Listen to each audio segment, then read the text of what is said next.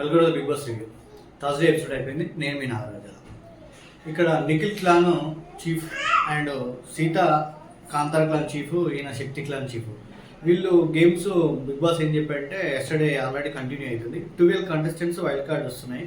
మీరు each teams పోటీ పడి గేమ్స్ మీరు గెలిచినప్పుడు మీకు ప్రైజ్ మనీతో పాటు ఒక వైల్డ్ కార్డ్ని రాకుండా ఆపే ఛాన్స్ ఇస్తుందని చెప్పారు బిగ్ బాస్.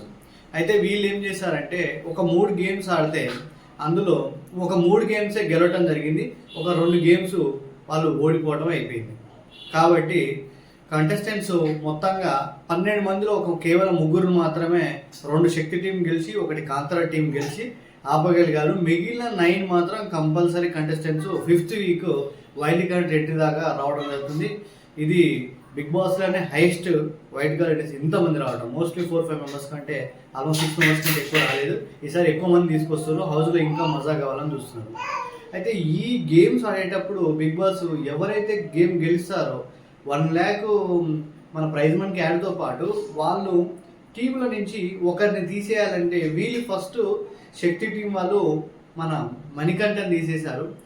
తర్వాత శక్తి టీం వాళ్ళు కాంతార టీం ఓడిపోయినప్పుడు వాళ్ళ టీంలో కూడా ఒక సభ్యుల్ని వీళ్ళే తీయాలని చెప్పినప్పుడు శక్తి టీం నుంచి నిఖిల్ వీళ్ళు ఏం డిస్కస్ చేశారంటే ప్రతి గేమ్ ఇప్పుడు బాల్ తీసుకుపోయి పుల్ చేసేదైనా, బిర్యానీ తాళి తినేదైనా, అండ్ నెక్స్ట్ బాల్ని ఇక్కడ బండి ఇట్లా దీన్ని ఆపే విధానం అయినా ఎక్కడైనా సరే నబీలే వస్తున్నారు ప్రతిసారి. కాబట్టి వేరే వాళ్ళు ఎవరు రావట్లే, కేవలం నబీల్ మీద ఆధారపడుతున్నారు. నెక్స్ట్ నబీల్ని తీసేస్తే అయిపోయిద్దా? అలాంటప్పుడు క్లాన్ వర్సెస్ క్లాన్ అవుతుంది, కానీ క్లాన్ వర్సెస్ కంటెస్టెంట్స్ కాదు కదా, అంటే వైల్డ్ కార్డ్ కాదని సీత కూడా బాగా డిస్కస్ చేసింది. అందరు నిఖిల్ తిట్టారు. కాకపోతే నిఖిల్ పాయింట్ ఆఫ్ లో కూడా ఒక రకంగా కరెక్టే అనుకోవచ్చు. సరే ఆయన ఏ రకంగా తీసుకున్నా కూడా, ఎందుకంటే వీళ్ళ టీంలో ఎవరు గెలిస్తే వాళ్ళ కంటెస్టెంట్ ఉంటున్నారు, ఆపోజిట్ కంటెస్టెంట్స్ ఓడిపోయిన దాంట్లో నుంచి ఒక కంటెస్టెంట్ తీసేయాలి జరుగుతుంది. ఇది ఎన్ని గేమ్స్ పెడతారు, ఈ సర్వేల్ ఆఫ్ గేమ్స్ ఎన్ని గేమ్స్ పెడతారు? ఒకవేళ మేము ఓడిపోయినట్టయితే కంపల్సరీ మా టీంలో ఒక్కొక్కరు తవ్వుకుంటూ వస్తారు కదా, మీరు తక్కువ మంది ఉన్నాం, ఆల్మోస్ట్ 5 ఉంటే ఆల్రెడీ మనకంటే పోయిన 4 ఉన్నాం.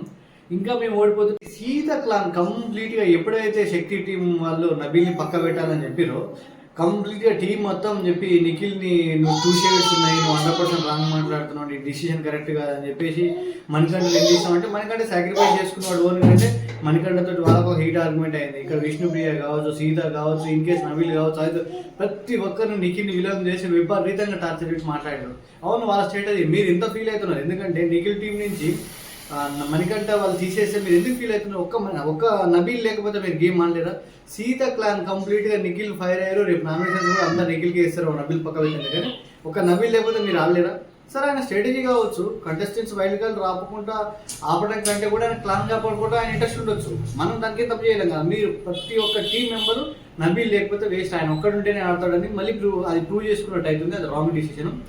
దాని తర్వాత సర్వేల్ ఆఫ్ గేమ్ అయిపోయింది. అంటే కంటెస్టెంట్స్ అనేది క్లాన్ వాజ్గా అయిపోయింది. ఇప్పుడు 9 కంటెస్టెంట్స్ అయితే వస్తారని చెప్పారు.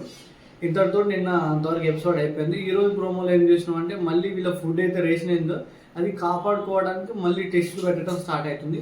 ఈరోజు చూసినాక మనం రేపు రివ్యూ చేసుకున్నప్పుడు మీ సపోర్ట్ నాకు కావాలి. బాయ్.